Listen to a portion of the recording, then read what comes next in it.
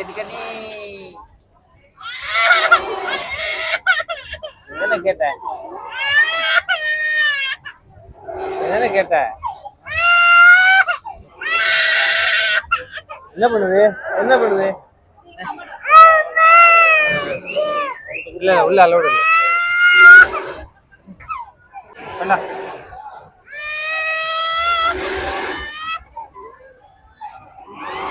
இன்னொரு ரவுண்ட் போயிட்டு வரலாம் வா